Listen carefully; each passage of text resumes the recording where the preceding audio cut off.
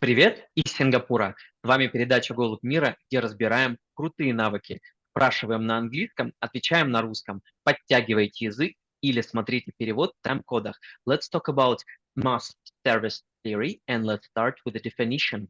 Mass service theory, was for me quite impressive theory I found when I was studying in Kyiv Polytechnical Institute. There were several subjects which I don't want to learn, and I was trying to go as low as possible to be quiet on the lectures, but not trying to go deep.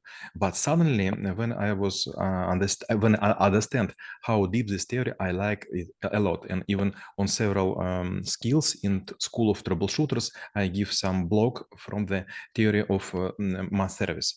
When we go in, for example, to railway station or airport or some ocean port, we will find a lot of queues and also counters which are serving these queues. And how to understand, is it enough counters or people standing close by we have or not enough? How well these people should be trained? How to form these queues? For example, Maxim, you're flying very often, you're frequent flying, and when you are arriving in some airport, you will see a lot of snakes which is made by special stripes, and people are forced to go through these snakes, and there is several reasons. First, this is calm period for people, because each person knows that it is very hard to be dismissed or to go further. Second, you know the progress. You will understand how far or how quick you'll go. And another, that is, seems very organized. And in terms of the fundamentals to make all of this movement through the snakes or even other types or pipelines or the corridors efficient, what kind of things we will need to know? First, you should understand that there is no stability in a people behavior. There is even in several sayings which describes what happened. It's like a coming train, and a lot of people suddenly comes to the platform and they were trying to go through the corridors and through the doors.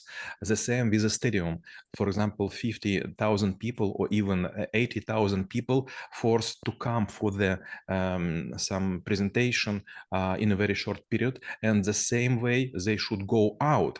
And there is also several very important things which should be served. For example, toilets. When you will go to any theater, you will find that men's toilet is almost empty, but there is a huge queue in the women's. When I was building operational centers in Chernigov and Barnaul, Ulyanovsk, or Minsk, or some other cities, I calculated that if you have 10 toilets cabin, 7 should be devoted for the women's and for women, and just 3 for the men, and then you will have an equal service.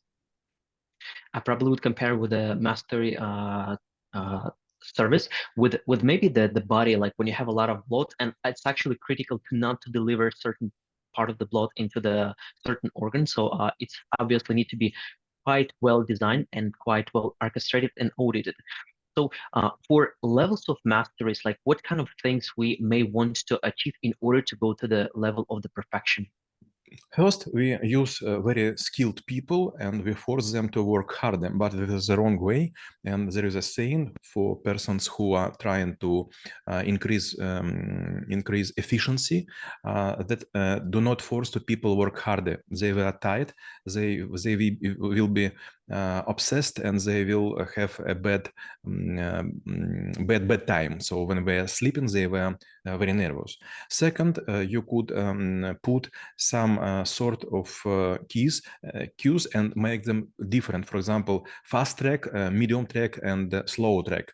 This is quite a useful thing. For example, when you are working with storage rooms or some other big capacities with which could be sorted.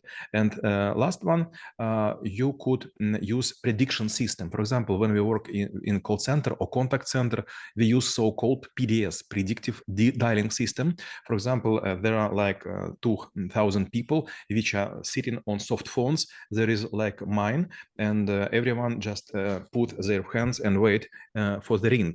But this PDS calls for multiple lines, and sometimes it found like fax, or maybe there is serve this phone no in service, or maybe in roaming and so on, and suddenly I'll get someone voice. So this PDS will make a lot of calls and will understand is there any need to connect for the person. So these small machines will help us not to dial by the buttons, not to listen for empty line, not to listen for fax noises, and go directly to the conversation.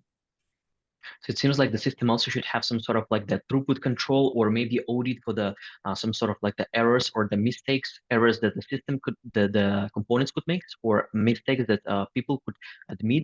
So somehow it also reminds me of what they have here in Singapore. Like for example, when you go to the MRT, there is actually no way that someone would actually jump on the railway, because there is a certain bars that they have there. Or for example, like if someone needs to carry a big luggage, there is a specific line for that, and there is a lot of the automation, a lot of the errors, and the different ways to go. Even small things like the toilets and whatever. So it seems like it's well thought. So when it comes to designing and projecting all of the things, so what should be the process of building the system, doing the audit, and maybe like doing the test runs or prototypes? Maxim, as it come more often and often, you pronounce a magic word, audit. First, you should make audit and to draw the process. The process scheme will show you the narrows or bottlenecks. You will find that some operations could be done by machines without involving of people. For example, I was living in Ukraine. It was a time for champions for football play. I don't know how it was, maybe for a Euro Cup or something like this. And suddenly a lot of persons who were frequent flights were given some special white cards, and I also obtained it. And when I was coming to the counter in the airport, I was just putting this to some sort of I don't know counter, and while I was going to the policeman, the CRM was opening my cards with my photo and so on, and I was just given passport if it is needed. But quite often officers were saying, come on, you are a citizen, you can go. So previously everyone was forced to come to the counter to show passport. It was typed in some special system, there were some searches and so on. But it was rebuilt, this process was rebuilt, and I was going in this pipeline or snakes, as we told before. All the searches were made automatically and typing of my data. And when I was coming through the counter, it was already, decision was already made if I need additional check or no. The same, for example, in some shops. There are a lot of shops in different countries which have counters for self-service. For example, if you're just buying a pack of milk or one bottle of beer or some small snack, there is no need to ask person to take money from you. You could take your good to swipe through the QR code reader and pass your money, or an NFC phone. And when it comes to the skills and experience or the knowledge that the people who are building the all of the service lines based on this theory, they trying to apply. So what kind of stuff they need to possess in order to do it efficiently, fast in a fast manner, and actually be able to do something which is like a few levels higher than the existing systems. Maxim, this is maybe for the very first time when I have no fast answer. When you are just trying to improve your process and to make service faster, you will make it by very small steps if you have no experience. But if you was working with ERP system like Pega or some other, and you were putting in the system blocks with arrows which modulate process, you will understand that first you need to draw the process. Second, to know the timing for each step or for each phase or for each activity. Then you will find very slow employees and you should replace them or learn them better. Then you will go for very sophisticated area. You should predict which operations will require the people which are stand in the queue. Maybe people, maybe boxes, maybe some other stuff. Last question will be how knowing about mass service theory could help to make this world a better place. I will give just two examples. When you're coming to a huge department stores in all countries, you will find a lot of counters which are empty because they were built, but economics doesn't allow you to use so many people, so many counters you have, and they were just losing your money. You bought computers, you bought cashier's desk, and so on. Second, sometimes you will go for small countries by the plane like Zimbabwe or Madagascar and so on, and you will find that people are trying to make something with very slow cameras, with slow computers, or even write something down on the paper, and when simultaneously will land 2 or 3 planes, it will be completely nightmare.